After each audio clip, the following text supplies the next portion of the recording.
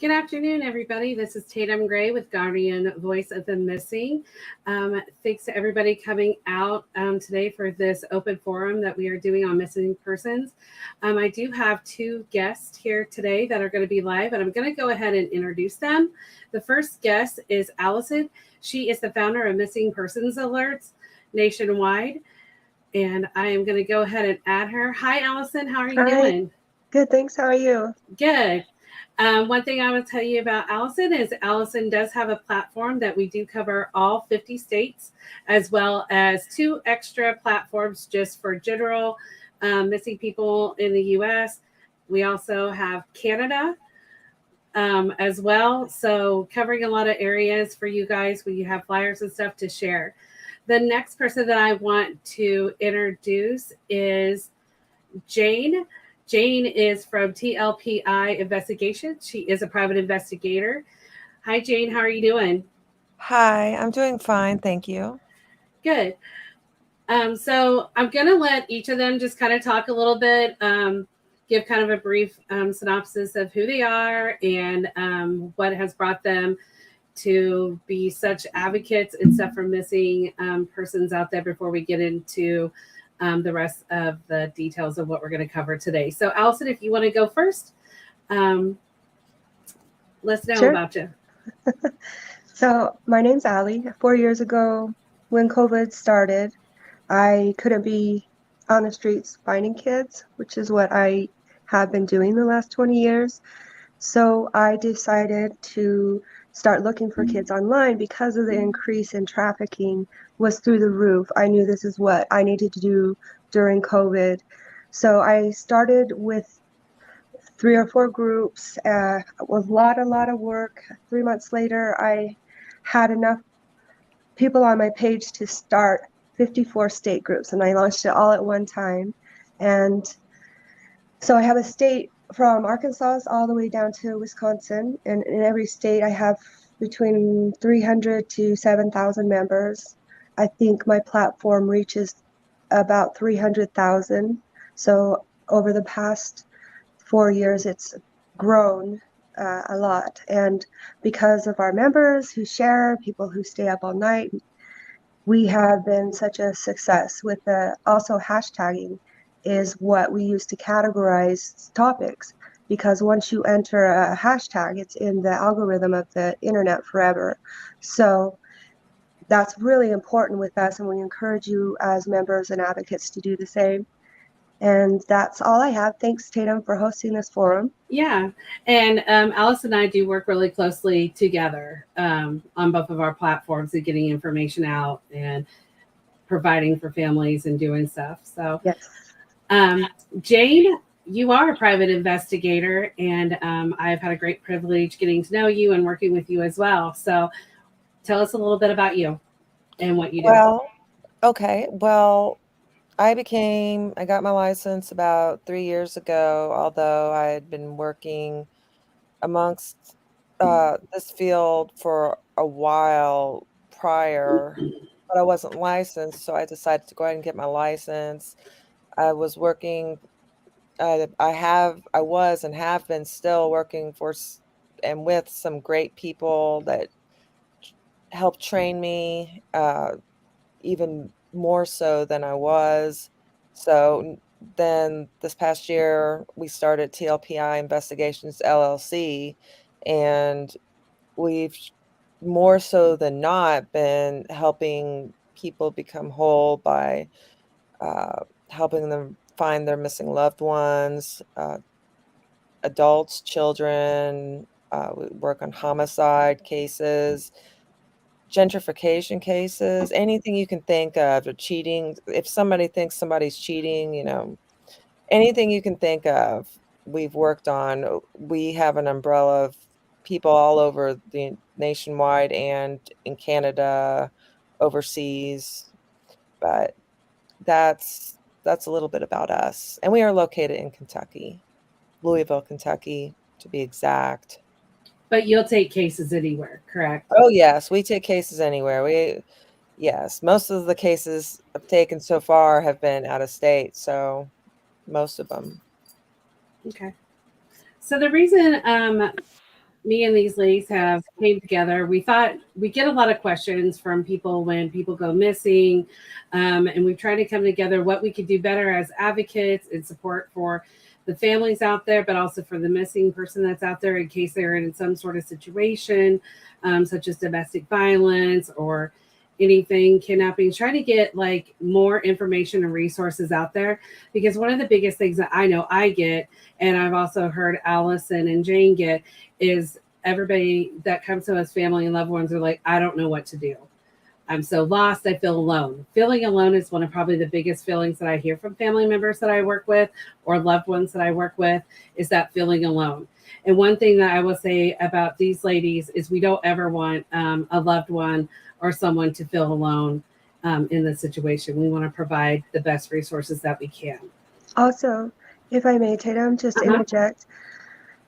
You may feel alone, but you don't see all the messages of love and support from all over the world that we get towards the missing and their families. So please don't feel alone. Absolutely. Jane, do you have anything else to add to that? Repeat the question. I apologize. I had to take a call. About how, we have loved ones and family members that come and say they feel so alone in this process and they don't know what's going on, and how we want to narrow that gap. Yes, definitely. That's actually kind of the stepping stone of how I got into it. How I had a case that I needed help with, and that's how I really fell into it. And that was like about 12 years ago. Don't ever be scared to ask somebody for help. There are going to be people that probably turn you down, but there's going to be the people that don't turn you down. Look for the person that's right for you. They will lead you in the right direction. You will know if you're being led in the right direction. And if you don't know, then just as you're listening to us, we are 3 people you can contact to make sure. And rewatching this live, of course, we're going to let you know what to do in order to go forward with getting the help you need to find a missing loved one or whatever the case may be. Agreed. Definitely.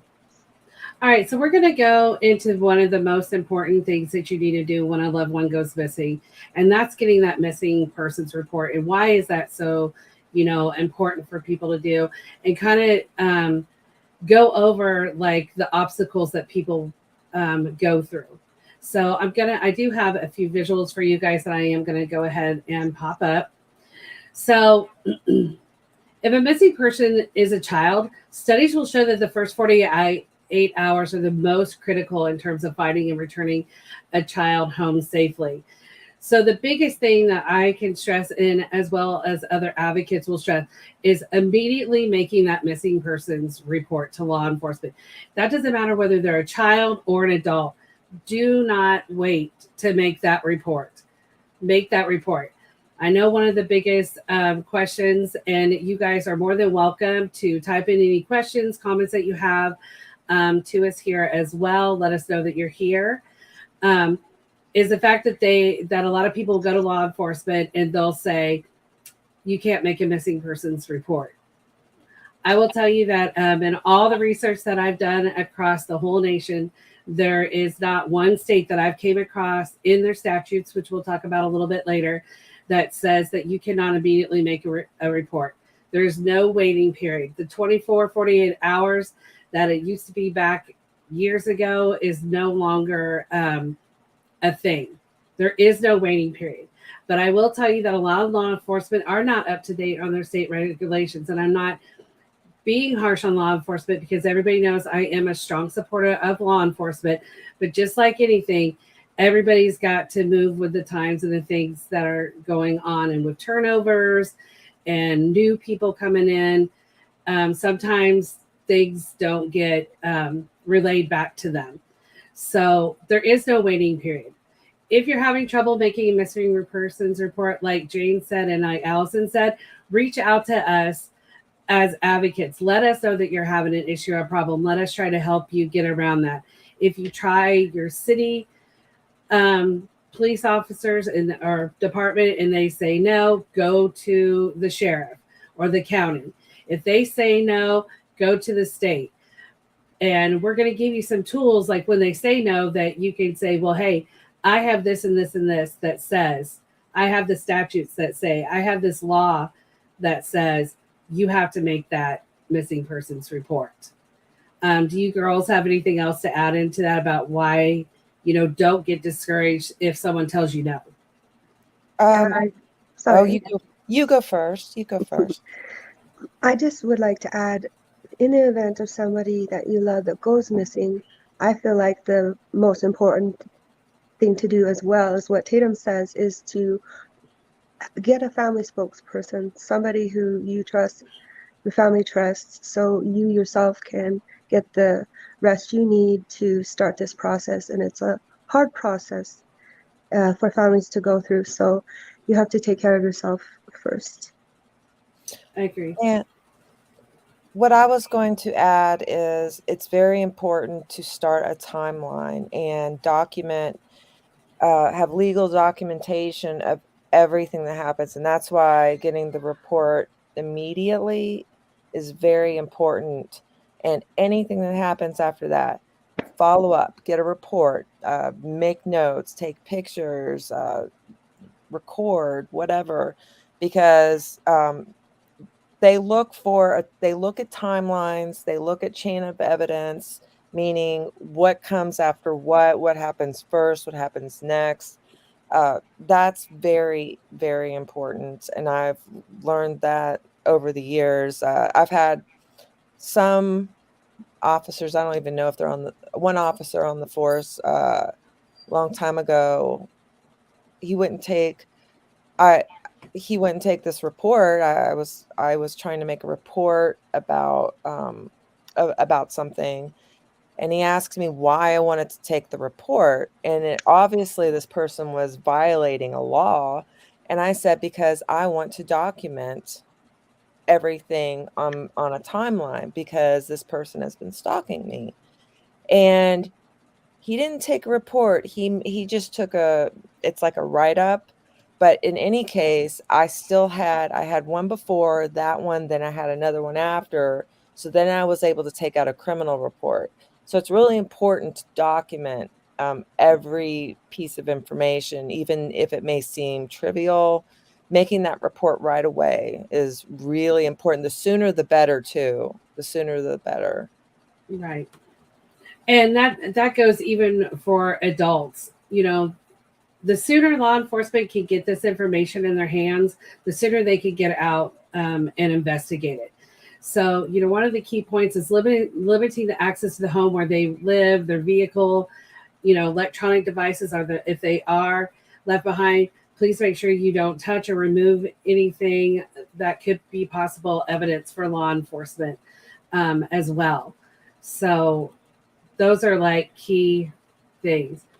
So the other big thing is when you talk to law enforcement, what are some of the things that you need to do? One of the biggest things that I really stress to any of my loved ones when they come to me and ask me questions is why they're making that missing persons report, is making sure that it is an official missing persons report and not an attempt to locate. The official missing persons report is going to go into this National Crime Information Center, or as we always call it, the NCIC. That is a national database for law enforcement that goes clear across the country. Every law enforcement agency has access to it. And they're going to see, like, in case they would come across the individual, that they're going to see that they do have a missing persons report. You can even ask law enforcement for the NCIC number. Now, that will be a different number than the case number. Making sure you guys get that case number. Ask for a copy of the report that you do. Ask for the name of the person handling the case and a number to contact them in case you think of something later on, but also just to follow up what is going on with law enforcement. And also where people can call if they have any tips. No one expects, when it's such an emotional time, no one is going to expect you to have every piece of information that law enforcement may ask you, or things that may come up that you think of that you're like, oh my gosh, I probably should have told law enforcement. Make sure you get any information to that law enforcement as soon as possible. You are able to call them anytime. and leave messages and stuff like that. So, and then also, ask, if it is a missing child, does this fit into an Amber Alert situation? If the individual is over 65 years of age, you know, do they qualify for a Silver Alert? And I will tell you that different states do have different stuff, different alerts. Like there's purple alerts, like down in Florida, they have a Silver Alert. There's endangered children. All those alerts are a little bit different in how they categorize them, or who qualifies to be in that group or is considered in that group. So just making sure that you ask law enforcement that if it does, because I know a lot of people do get confused on the Amber Alert. Like even sometimes us as advocates, we're kind of like, I don't understand why this is not considered an Amber Alert, but other stuff is. So asking those questions and getting those answers from law enforcement, they will give them to you. Does anybody, Jane, do you have anything to follow up on that?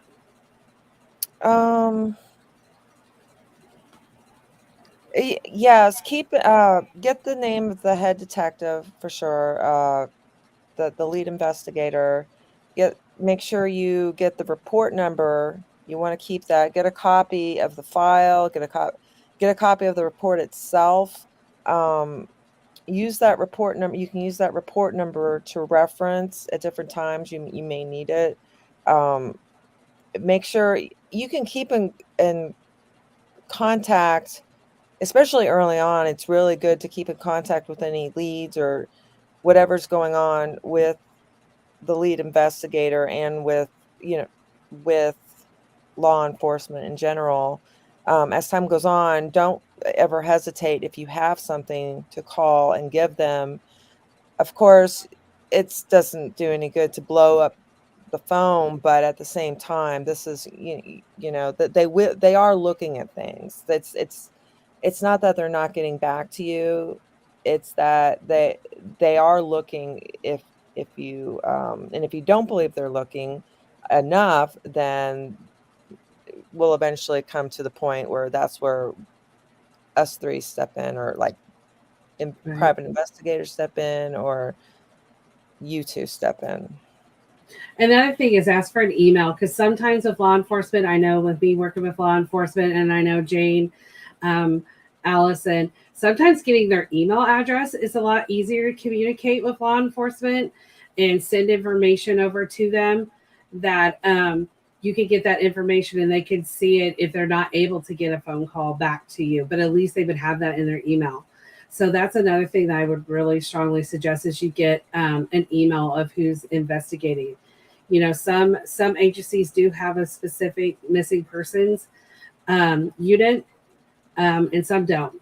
And some of the smaller agencies don't. And, they're trying to handle everything that's going on. But, usually they should be able to provide you an email to be able to send information, or just to check in to see what's going on.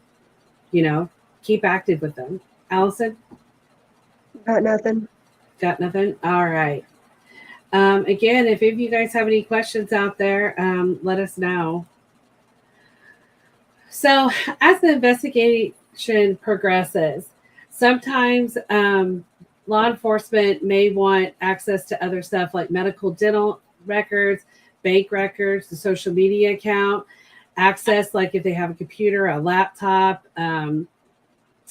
smartwatch, all that kind of stuff. They may ask for DNA samples and stuff like that, so they can put it into CODIS, which is the DNA database. So making sure, those are things to think about. Do they have activity on their bank records? Social media is a big one. I always ask family, is this individual, are they normally on social media? Like, how regularly are they on there? Do they have their cell phones? Do they have their ID? Those are always good things to let law enforcement know. If they've been active on social media and all of a sudden they stop, let them know that. If they've been talking to certain people on social media. Those are things to also tell law enforcement who is the individual around. Did they start talking to someone online? who was that person. They need to check out every person they're acquainted with, whether it's family, friends, someone through social media or through gaming devices. All that information is good for law enforcement so they can follow up and check out that individual. It's not like they're not trying to blame anybody, but they've got to rule out people, or maybe someone knows something that when they're talking to them, they can get a little bit more information. So those are also other things that law enforcement may ask, or you could suggest to law enforcement, hey, this is their social media account and they're on all these are all their platforms. Let law enforcement know that so they can check into that and stuff. One thing I will tell you is when it comes to getting warrants and stuff like that, that takes a lot of time for law enforcement. It's very, very long and very tedious, I would say, process for them to get warrants to be able to get into any type of social media account on their phones and stuff like that. Jane, you may want to fill in that as a private investigator, what kind of steps that is, even on the private investigator side, on getting access to records and stuff like that. Yes. Well, first you want to turn over all the information and access, if you have already access, turn it over to the head investigator of the case locally. If the person has traveled out of state, now you can also contact, make it, it would be considered a federal case. So therefore, you could contact the FBI, and they have a little more, they have better access to that sort of thing. You can turn over the phone if you have their phone still, or if you even are able to, you have some device that they've used, a computer or something like that, they would be able to, they're able to track people with, like with Google and things like that. There's different things they can do, different social media accounts like Snapchat. There's a whole bunch of things. Yeah, that if the police, if your local law enforcement is not able to do it, they usually will state, at least in Kentucky, in other places I've heard them, a few places I've heard them state, we don't have that equipment to do so. And again, that's where we come in, because we may, or if you can contact state police or definitely the FBI and get them involved if you believe this person has been taken over state lines, or if something else, you can contact them anyways and attempt to get this person traced through social media, or through their phone number, through whatever, on the internet. There's so many ways to trace cars. You can trace people nowadays, depending what kind of car they have and such. So. And that's why I think sometimes a lot of people do come to us and ask, should I get a private investigator? And that's one thing that I do kind of want to talk about, is when you want to kind of look into a private investigator to help out, with this process. And one of the things that Jane and I have talked about before is, several, I can't say all private investigators, is they will do like a free kind of consultation to see if they are able to help out a little bit more in a case. Yes, we and are.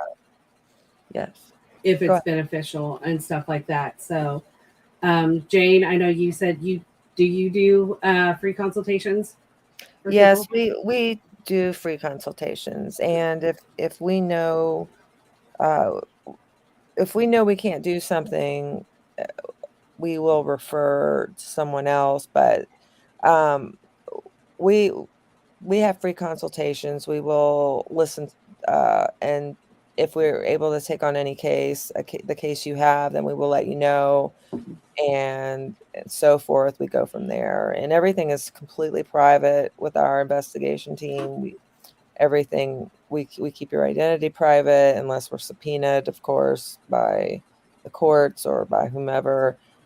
But we, um, yes, it's a free consultation. It's worth the time. There are some private, believe it or not, we work with private investigators in general.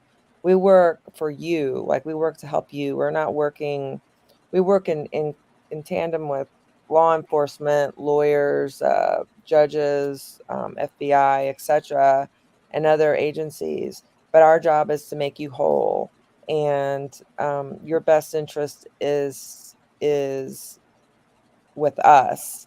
So we go along the state guidelines or any guidelines, legal guidelines, and we take that in consideration into what we're doing to help you depending on what your case is. And it is usually most of the private investigators are private investigators because they like what they do. They like helping people, and they're the majority of them are very empathetic, and they listen, and like we are, and we want to help, and like you all are. You don't have to be licensed to want to help people, but we have a little bit of legal resources. We have little. It's a little different when you're licensed than when you're not, but I think it's always a good idea, because that's when I did originally 12 years ago for a case I had. It helped me tremendously, and I learned so much. I mean, I things I do now, I didn't know how to do then. And I thank every day for having been in contact with this particular private investigator that ended up training me. So yes, definitely. And just to touch on that a little bit, because I'm going to ask Allison, because I know both of us, and as well as Jane, I know have dealt with this, is being very careful of who you are talking to. There is a lot of scammers that are out there. Make sure that if you do choose to go to like a private investigator or even an advocate, is checking out their who they are and if they are reputable per se, because I know that we have all dealt with scammers. And Allison, I don't know if you want to cover any more about that. It's just really being protective of your information and what you're telling people, because you just never know who you're talking to. Even when it comes to law enforcement contacting you, I suggest if law enforcement reaches out to you that you make sure that you get their badge number, their name, where they work, and follow up and check on that before you talk to them to make sure that they are reputable. I've done it myself. So, Allison? Yes. Do you have anything to add with like the scammers and being careful about who they need to be talking to and checking people out? And if they No, have questions? I just feel really sad that that happens to families. What I want to talk about just for a second is human trafficking. Mhm. And if you're a victim of human trafficking, there are places that will help you. And if your loved one is missing, a lot of these young kids that get lured into these situations have WhatsApp, TikTok. There's new apps being created every day.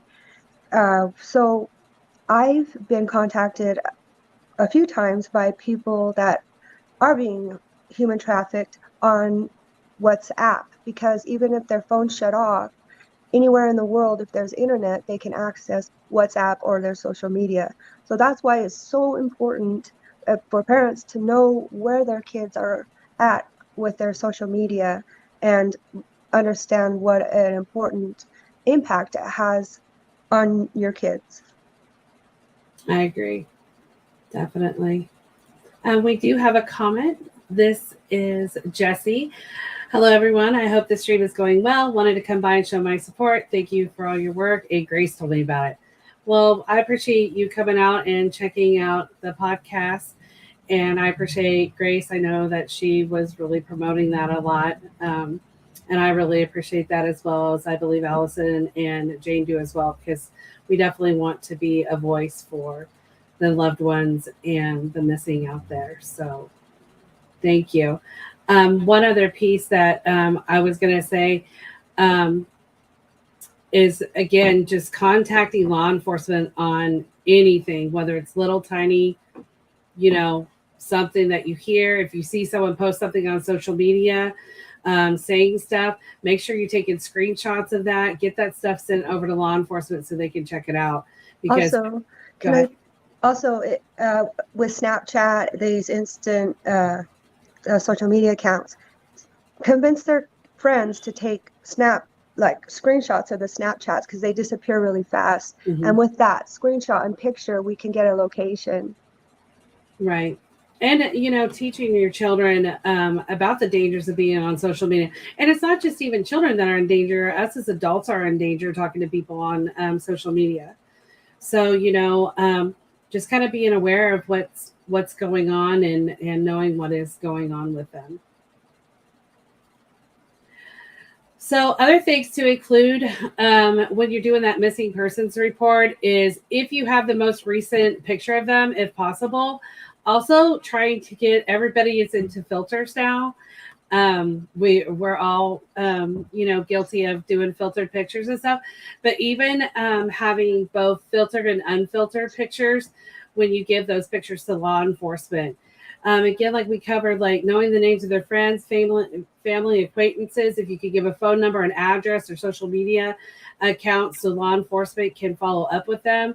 Is there anyone who these are things to think about with your children or even adults, has anyone recently appeared overly interested in that missing person, online or in person?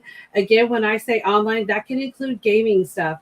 The gaming industry right now is huge with people talking to different people clear across the country and actually clear across the world.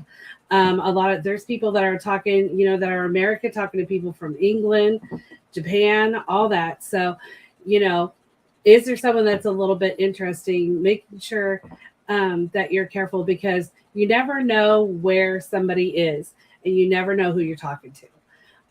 Being careful what you do share online, educating your children, you can't even, someone can locate you as simple as what is the weather like outside. They can be able to pinpoint where someone's out. And then everything always wants to ask where your location is. Those are things to really think about and know. Listing that missing person's interests, places that they frequent, activities they like to do. Like, do they like to go skateboarding and they're at the skate park? Again, with the internet sites, what internet sites are they on? Are they on with the gaming, like with Discord or Xbox, PlayStation? Do they get on TikTok or anything like that? Those are all things that it's good for law enforcement to know. We talked about, letting them know, do they have their ID, their cell phone? Did they take anything with them? If they took like a backpack or a purse and you have a picture of it, that's all good stuff. Do you know what that person was wearing the last time you What saw state them? of mind were they in? Another great point. What state of mind were they in? Are they normally, what were their behaviors prior to them leaving? Were they active with friends and family members and in contact with them, whether it was over the phone or in person? Had that changed over time within the last few months or the last few days prior? Have they ever voiced maybe their concern? Are they in a domestic violence situation, or is someone been neglectful or abusive to them? These are all things to definitely tell law enforcement. And the biggest thing is not hiding stuff. I know one of the biggest obstacles that we have is if someone has substance abuse or mental illness. Those are like huge things that a lot of times missing persons people a lot of people don't take them seriously. And I think that's a tragedy. It doesn't matter if you're struggling from substance abuse. It doesn't matter if you have mental health issues. Those to me are high priorities of being concerned for someone missing. If they hear they left a facility. I know I have a couple of cases right now where people have left medical facilities or substance abuse facilities. These people are just as important as anyone else that's missing. That's why I started Guardian, is I want to get those cases out there and solve. So if they do have those, don't hide that from law enforcement. Let them know, yeah, they have a history of substance abuse or mental illness, but they've gotten on medication, or they've been clean for X amount of time and they were doing good, and or they struggle. Just being honest with law enforcement, because that gives them other places to look, believe it or not, or if they would happen to have a relapse or they went off their medication, for them to look at, they're possibly maybe in the homeless population, stuff like that, that gives them more areas to cover. So I just want to strongly, point that out. If they have those things going on, let law enforcement know.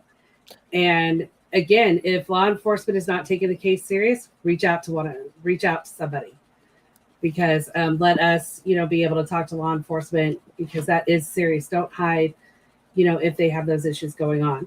Allison, do you have anything to add to that? I do. Also, another point is the LGBTQ community. That's one issue. Parents sometimes, like Tatum said, we don't care who you are, what color, whatever. Everybody's equal. And this is why we created the nationwide missing persons alert system, is because one poster can be reached by coming up to almost 400,000 people. Mm-hmm. So again, everybody's equal. We don't take money. We don't accept money. We don't accept donations. Tatum and I don't, because we believe everybody's equal. Right. Jane, do you have anything to add? Yes, I wanted to address the preemptive to this whole, till it gets to this point first, that if it's a child and the child is whatever applies by the state considered an adult, you as the parent should always have access to the child's social media, and either be monitoring their phone, seeing everything they're doing, and have their passwords, because that, I know there's a lot of this freedom and give your child space. Yeah, you can still give your child space, but if your child goes missing, you're gonna wish you didn't.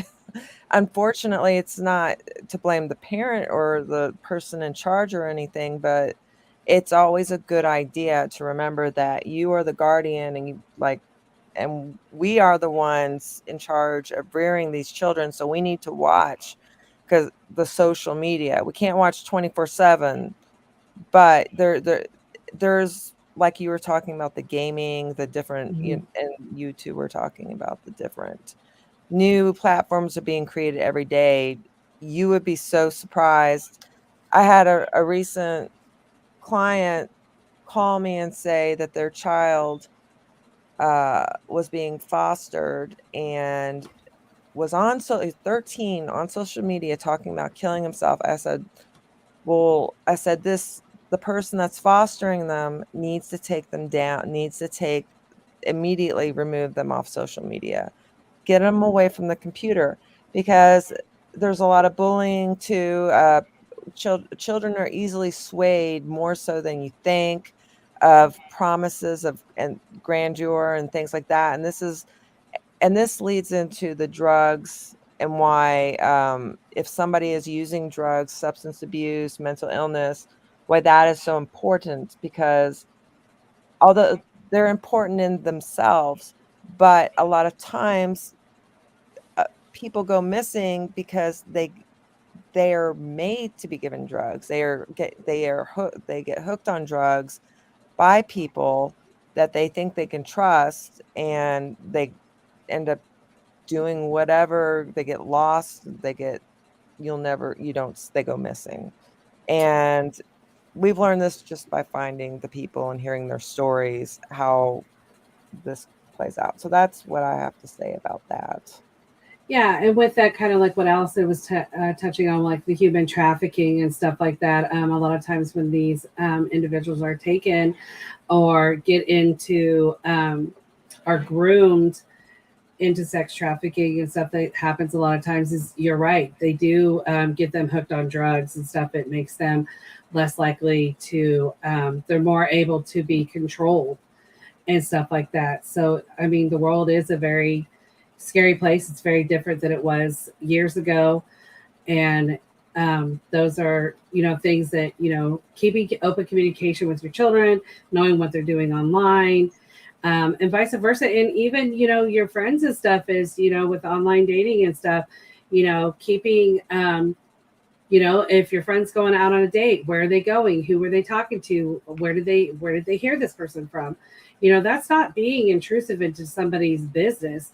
That's just, making sure in case something, not that we would want it to happen or say it's going to happen, but just to know that, a lot of times if any of us travel doing cases or doing stuff, we let each other know, hey, this is where I'm going. This is my itinerary. And if someone doesn't check in, we make sure to check in on each other. And we have to do that with our friends, our family, our children. It's just a good idea to keep checking in with each other and stuff. Because you just never know, And the other thing is not even about people being taken, but what if they have an accident? They go off the road. There's a lot of cases of that when people go missing. Those are other things to think about. As family members are mentioned in law enforcement that, they normally take this, I don't know, this dirt road out in the, country or whatever, looking at those places and knowing what travel routes individuals taking and let law enforcement know those as well. So, just keeping that active communication. And again, you guys can always come to any of us and ask us questions or see what we can do to help you guys out. So again, like we said, another thing just to mention is, did they leave on foot? Were they in a vehicle? Were they with somebody? And that's the other thing. If make, model of car, license plates, those are always good. Do they have OnStar? And those things is always good for law enforcement to know as well. And like I said, stuff's going to come up. We don't expect you to, have all this in a neat package, but some of the tips and stuff that are out there is getting yourself a notepad and keeping that notepad with you. So anything that comes in, you can write it down.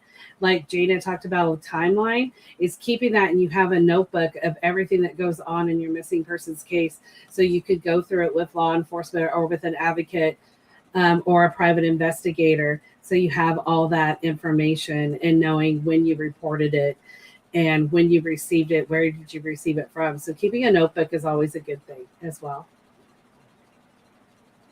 Allison, did you have anything? No. Okay. All right. So I wanted to also, I know you guys hear us talk about all these different acronyms. So NamUs is one that we talk about a lot. I really do think the NamUs system is a great database, because this is actually not just law enforcement. This is open to the public. NamUs, I know Arkansas recently has really, really pushed, their advocates and families have really pushed to make it where it is required by law enforcement that they have to add people that are missing or unidentified or unclaimed individuals into this database, because not only does law enforcement see it and it's there, but you and us as public individuals can see it. You can add someone to NamUs and, push for them to be put in NamUs, because the NCIC is only for law enforcement. They're the ones that can see in there. And NamUs does have two sides to it, but my biggest thing is that public side. They can enter all sorts of stuff in there. Pictures of, one of the things that we forgot to cover was, does your individual have any scars, tattoos, birthmarks, or piercings? Those are huge identifying factors in locating, because if someone has a specific tattoo on their hand and say you're at the store and you happen to see it, report that. It may or may not be the person that they're looking for, but report it. If you think, and I know Jane and I think talked about this the other day, if you think you see someone that is missing, take a picture, get a location, call law enforcement. What else was that, Jane, that we talked about that just the other day about, make sure you report that. Yes, immediately. There actually was an incident with I was with a coworker a couple days ago, and we were driving down the street and we thought we saw one of our missing people that we have been looking for. We did a huge turnaround and we got close to the area. We filmed the entire well, I she was driving, I filmed the entire thing.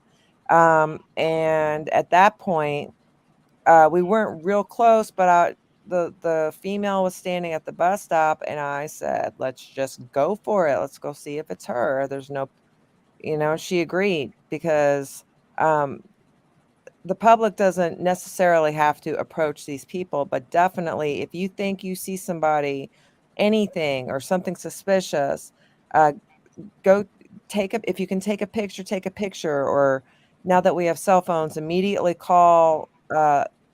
Know the anonymous tip line or call 911 and say, "Hey, this is the location, this and this. I think I see this person." Because I've also called in anonymous tips myself that I've gotten from people that didn't want to be involved, but we've located some missing children in Kentucky just by that alone, just by a description of a backpack they were last seen carrying, or color of their shoes, what have you, what they were wearing. They were still wearing the same clothes. So yeah, it is really important to try and start filming, start taking a picture, take a picture right away. It is so important. Even if Uh, later on in the day you think, "Oh my gosh, I think that was so and so," like you see it on the news, call it in right away. It doesn't mean you made a mistake earlier. It's just the sooner the better. I mean, any time is better than no time at all. and also looking for surveillance videos. That's another thing that I forgot to mention earlier is look around and see if there's any surveillance videos that you can say, I was at the Quick Trip, and they have surveillance videos and stuff. Let law enforcement know that, like the location and stuff. But even if you know the area where someone went missing, people have door cameras, surveillance cameras and stuff. Mention all that stuff to law enforcement so they can follow up on that in case they could catch your loved one on camera. So that's another important thing that I think sometimes people don't think about is surveillance video and stuff. And it's definitely came a long ways from Yes. what it was back in the day. So a couple more of these acronyms, the NCIC we talked about, that's that National Crime Information Center. That is what law enforcement, when they do the missing persons report, they put them in that database. NICNIC, we talk about a lot, is the National Center of Missing and Exploited Children. MEPA, that's Missing Endangered Person Alert. MIPA is Missing Indigenous Persons Alert. MMIP is the Missing and Murdered Indigenous Persons, but there's also the MMIW, which is Missing and Murdered Indigenous Women. The Amber Alert, America's Missing Broadcasting Emergency Response Alert. The BIA, which is the Bureau of Indian Affairs, and the BIA-OJS, Bureau of Indian Affairs, Office of Justice Services. BOLO, Be on the Lookout, and the FBI, which is the Federal Bureau of Investigation. These are just some of the acronyms I know we use a lot, especially if Indigenous. I know a lot of you guys know that I'm very big on trying to get their cases out and stuff out in the community. There's some great resources that I've came across that is actually out on the BIA-OJS with some of the changes and stuff, because there's been some great movements going in the Indigenous, which I'm so happy to see, like a lot of laws and statutes that are changing out there for that population. But there's also some resources out on NCMEC and some of the other ones out there that have like pamphlets and stuff. And I'm going to try to get that information over on Guardian for you guys, as well as we'll try to put it out on Missing Persons Alerts as well. That could be helpful resources out there. And I know we are almost at an hour, so I do want to cover. You can always call the National Center of Missing and Exploited Children. I don't know that a lot of people know that they can call them. I think a lot of times people are going to leave that up to law enforcement, but you can call them because they do have assistance and information for the families, governments and law enforcement to locate children, both domestically and internationally. We have had some cases recently where kids have went from, oh, I'm trying to think. I think that one kid was out in Washington, Allison. I can't remember. They found him in Thailand. Yep. He was fostered, and the foster mom took him across um, internationally. We do have one child that is still missing that I believe law enforcement does believe that he is still here, but the family fled internationally. And so, they are a good resource. They also have information regarding free or low cost legal for families, food, lodging, transportation services available for the benefit of missing and exploited children and their families. I don't know that a lot of people know all the stuff that is out there for families for resources. Official National Resource Center and Information Clearinghouse for missing and exploited children. I'm sure a lot of you guys have seen their flyers that are out there that they do put up. If you have a missing child, call out to them and see what they can do. Let them get a flyer put up. They can contact law enforcement and get that law enforcement information and get them out on that site. And a lot of people get daily, things that they know they can go out and share those. So the NC NCMEC, it's a good resource. I will tell you, with all databases, not everybody is up to date. I mean, it's really hard with how many cases go through some of these databases and stuff. But I would definitely, if you have a child that's missing, and they even have children that have been missing for 20, 40 years, and they're still out there on NCMEC. Allison, do you have anything to say about? No. Okay, Jane, do you have anything to say about NCMEC? No, I think you've covered it completely. Okay. Now. Okay. One thing I do want to say is if you need to submit a missing persons to my platform, Tatum's platform, we have to have a case number. For legal reasons, we can't get involved with anybody unless we have a case number. So please remember that. And that's why it's so important to get the police report.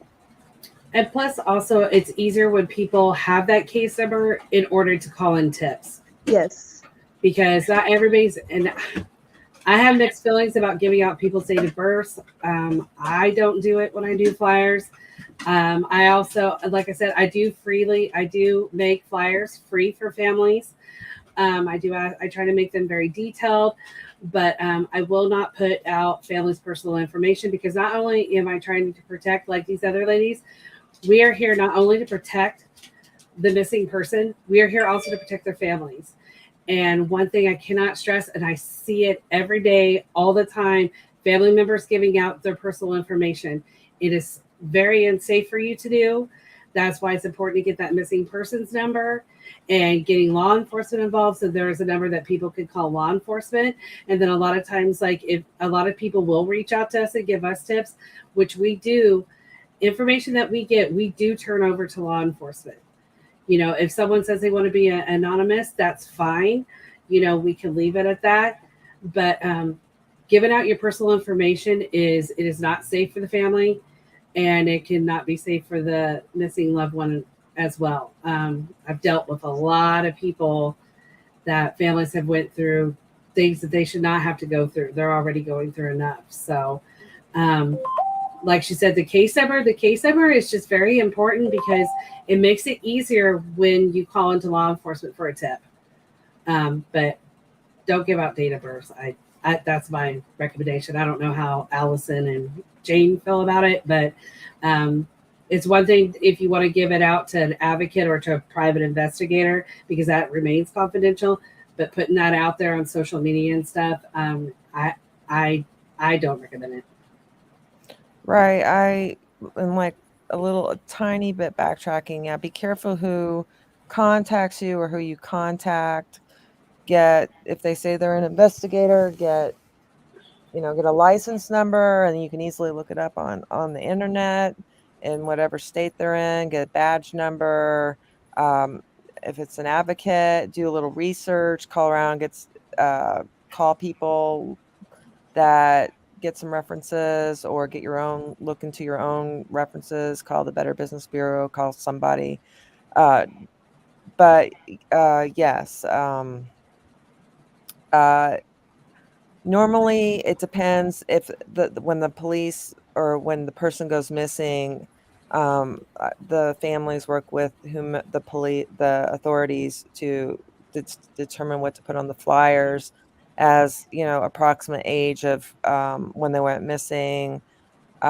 Usually it's the age they put, not the birthday, and just the important things to know. So yeah, be careful about putting your personal phone number and address out there. It's not safe to do at all. So yes. Allison, did you have something? No, I don't. And just to kind of follow behind Jane there is usually the things that I put on flyers, I don't put out stuff that law enforcement doesn't put out. And when I say that, if there's certain things, because I know all of us have known things about cases that we just can't put out there. And I know a lot of people get upset about it because they're like, well, we should just know everything. That's not true. Law enforcement has to protect that integrity of a case. Because down the road, if it is something that has to go to court, they can't have anything tainted that an individual who may have done harmed or had done something to an individual, we want to get that person off the street. And that's what law enforcement wants to do.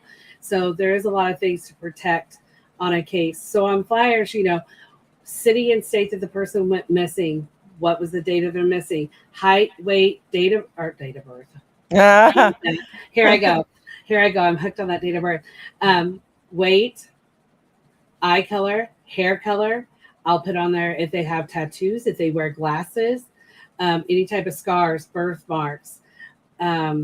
Just a gist of, this person went missing in the 4000 block of Cincinnati and blah, blah, blah. They were last seen wearing a blue jacket, black pants, and yellow sneakers, stuff like that. That's more identifiable. I will not put someone's home address on there. If they miss, we may say they go missing from their home in the 4000 block of Cleveland Street in Ohio, stuff like that. But we're not going to, they were carrying a backpack, a green backpack, and it had their ID, their cell phone, clothes, because I've had some cases where the individual had clothes. But if it gets down to really pointing fingers at somebody, I have put on there they were last seen with such and such. And that's because law enforcement's maybe put that out there. But getting into any more deeper stuff than that, I've got to get that clear with law enforcement if they're going to want to have it out. So that's me, but I can't control what everybody does. I can't control what family does. But for me, like Allison said, for a legal standpoint, we have to be careful what we do share. And I would never, ever want to be a reason why a case was not solved or someone justice brought to somebody. So I would never want to be that individual. So those are things to think about. And those are all good things to have on flyers, along with the pictures and stuff like that. So the next one that I want to talk about is a big one is NamUs. Like I said, I'm a huge advocate for NamUs. I know a lot of advocates and people messing with missing persons and working missing persons cases is the big push for all law enforcement to have to put that information in there. It's a national information clearinghouse and a resource center for missing, unidentified, and unclaimed person cases. This is the only database, and it is a government database, the only database that is not restricted to law enforcement and is available at no cost to medical examiners, coroners, allied forensic professionals, family members, and missing persons. So that is huge, that this is a free place for people to go to put in information and have access where people can look. Because there have been unidentified bodies, and I know there are a lot of groups and stuff that do a lot with unidentified remains, getting those forensic sketches and stuff like that. That's one thing I do want to mention back about NCMEC. If you had a child that has been missing, that is one of the things when you contact them and they've been missing for a long time is getting those age progressions. You can ask for that.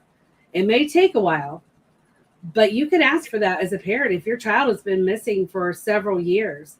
That is one of the resources that NCMEC has as well, and there are NamUs may be able to help you get it in touch with someone as well. Some of us advocates do have some people that can, but I know a lot of those people are very, very busy. But if they can't do it, they will refer you to someone else. But the age progressions or any of those forensic pictures that they do when they find like skeletal remains and stuff, all that stuff is a lot of time in the NamUs database as well. And I think that's really great. Or they have pictures of jewelry or clothing or anything like that. So I'm a huge supporter of NamUs. I don't know about Allison and Jane. I'm a huge supporter of it. Oh yeah, I love it. I'm just disappointed when I don't see pictures and I don't see good updates on it and stuff like that. There's, limited information because some law enforcement puts some great information out there for people. Oh yes. And then others they don't. So push, that's my push. I like NamUs. Well, yeah, it's great. I mean, there actually is, and I forgot her group name, but it's another female like us, but she has created this database of people that have not been reported missing, and she runs them. But I forget how she finds out they're missing, but they aren't reported in the database. But she runs them against the NamUs database, and that's how we ended up working with her toward the end of identifying a person on NamUs that had not been identified, and they thought it was one person, but it ended up being this other person. And she has created this entire law enforcement contacts her a lot in regards to this. Yeah, if you haven't heard from your loved ones in a while, even though they travel and such, check in on them, because this person had traveled a lot and nobody had checked in on her in a real long time, and apparently she was just sitting there on NamUs, and finally closure was able to be brought to her. But thanks to this woman, and I forgot, I have to go back and look at the name of the group she has, but she's like one of us. She's very dedicated to helping missing and helping people in peril and such. If you find it, feel free to post it on our platforms. Yes, as well. I'll have to look back through my notes, but yes, I definitely will. She may be listening right now. I don't know. I'll look through it. She may be, yes. But they are. I know we've been sharing a lot of cases that are getting solved that were 40, 20 years old, that they're getting a lot of these unidentified individuals located and being able to identify who they are. And I think that's great. And I do try to get that shared a lot. I know that Allison does as well. Try to get those shared on platforms, or if we share that someone was found and is unidentified. I just strongly tell families too, even if it's not close to the location of where they went missing, it doesn't hurt to call law enforcement and ask. There are actually numbers out there on NamUs that you can contact. Each of the files have a contact person through NamUs, contacting them, but you also can see what law enforcement agency is handling that case and call them if you suspect it could be your loved one. Yes. Reach out, and see if it's them. You'd be surprised how fast a person can go from one place to another in a short period of time. Yep.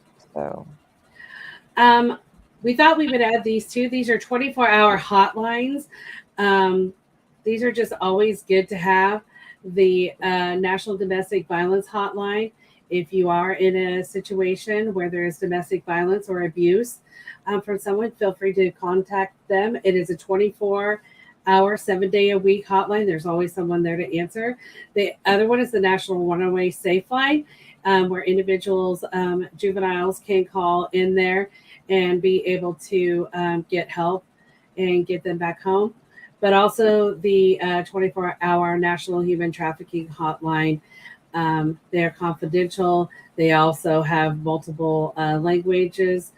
In case you don't speak English, you can call them, you can text them, and you can actually have a live chat with them. Even reporting trafficking, you can call into this hotline and report human trafficking in your area.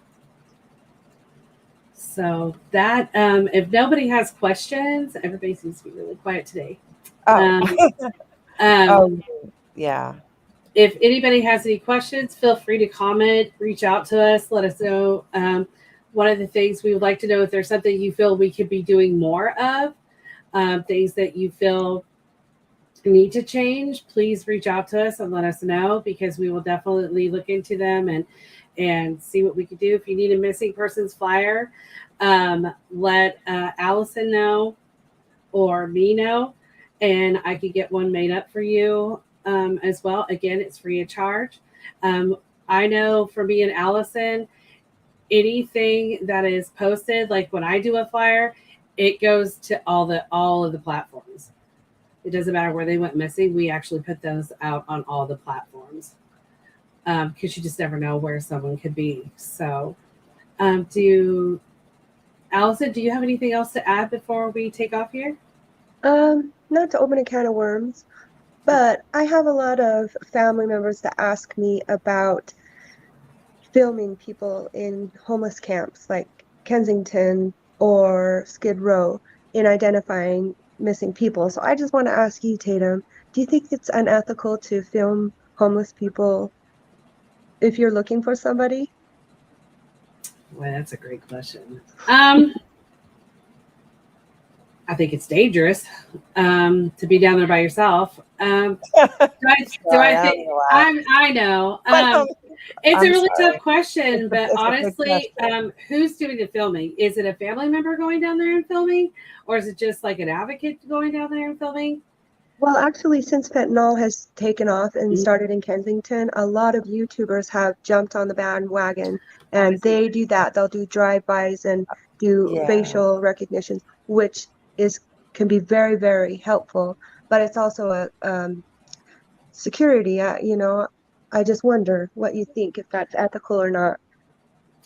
Well, I mean,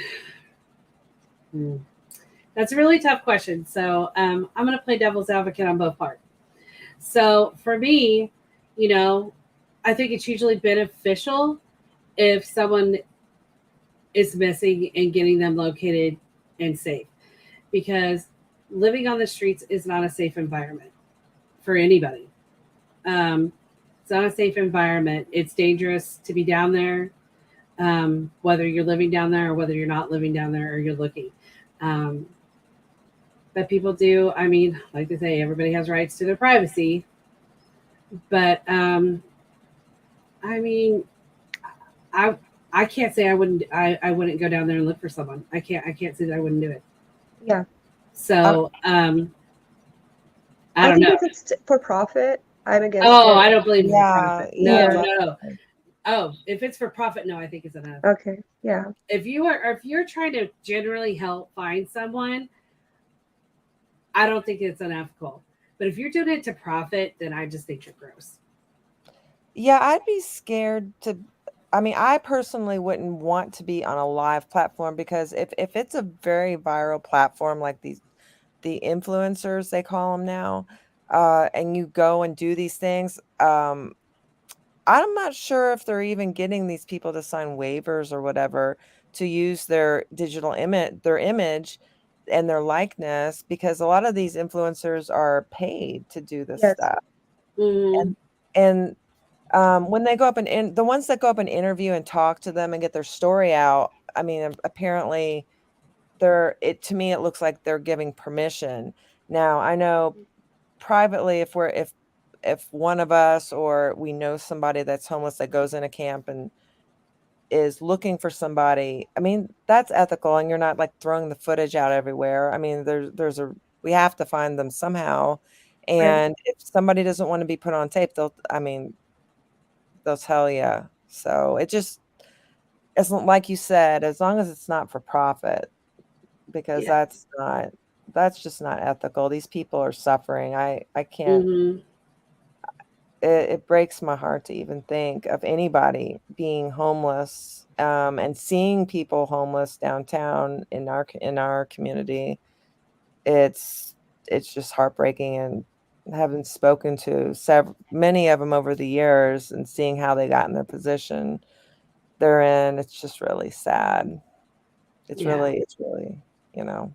I don't believe in that for profit and likes, and that's I mean, unless you're going to give them the money from what you're making, then you better well, just that's a like, little different, but you know, tail yeah. out of Great idea. there. Yeah, if you're doing it, if you're doing it to profit or get fame or whatever, then I 100% disagree with it. Exactly. But if you're doing it to help people and to help locate people or help get people off the streets, that's a little different, to go down there. But for you to do it to, I don't know, blow up your social platform, I disagree with it. Yeah, I feel weird about that. That's me. People can love me or hate me, I don't care, but No, it's true. that's my I mean, thing. I don't do this for ratings. Everything I'm doing is for free, you know. Now granted, like, doing the private eye stuff, some of that is cost and stuff like that. I mean, that's understandable. But yeah, sometimes, some of it, most of I don't it. Much I don't think any of us started out because we wanted to get rich quick. No, this And definitely, if you're looking to get rich quick, being a being a private investigator, unless you're jumping from one jumping into something and it's a go. This is something you start off with, like you have a desire to help people. And even my boss, who has been working for years, he said, we are here to help people, not hurt people. And that is the goal. And sometimes we do charge, like, the police, the FBI, they get paid, but there's also times it depends. And it's situation by situation. We will not turn down a missing persons case. We won't right, turn somebody away that's in trouble. right. If we can't work with it, then we'll find somebody that will. Hmm. That's a no-brainer. That's Right. just human nature. Everybody should have that. That's why we're doing this. You're doing this podcast. I think we talked about this, is that as a community, it's not just we should depend on these people, these people, these people. As a community, we should all work together and Hmm. to help people, even if it's the smallest thing, like giving a dog a bowl of water, giving a child, contacting police if there's a child walking by themselves down a boulevard and they look lost, something like that. It's the small things that really matter, Also, Right. really pay attention at convenience stores, filling up for gas, going in and out of bathrooms. Watch out for that. And my last comment, Tatum, is please, if you feel in your heart and you believe that you know where someone's buried or there's a crime scene, please do not disturb that area. Hmm. As much as you care about the case and the person, that case could get thrown out on a technicality because of your actions. Right. Mhm. And being Yes. observant in those areas, that if you're walking in wooded areas or certain areas, be observant of the surroundings and stuff. And if you think something looks suspicious, contact law enforcement. I mean, it's not going to hurt to do it. You never know when it could, lead to someone being found or located. So yeah, being very aware of what you're doing. That was a good thing that you Yes. brought up. Very good. Yes. So, any other questions that have came your way for either one of you guys? I mean, my main thing is, like, when you get involved with the families and the loved ones, your heart, like, you really can feel like you're never going to be able to be 100%. But the cases that I've worked with families and stuff, your heart just bleeds for them. Like, and that's one of the things that I did kind of want to bring up, that we do have problems on social platforms, is when people get opinionated, judgmental, stuff like that, Disrespectful. disrespectful, like, you know, again, with like the LGBTQ, transgender, there are a lot of them that are, you know, targeted. People want to point fingers, blame people. Allison and I have talked about this a lot. I know Jane and I have talked about this as well. Is we are here for missing persons and unsolved. You know, we also cover like unsolved homicides and stuff like that. If you want to start a platform where you want to have a debate over, you know, who did what to who, I feel free to do that. But on a missing persons platform, you have to be kind. We're here to spread that information to get that person located. You know, that's the importance.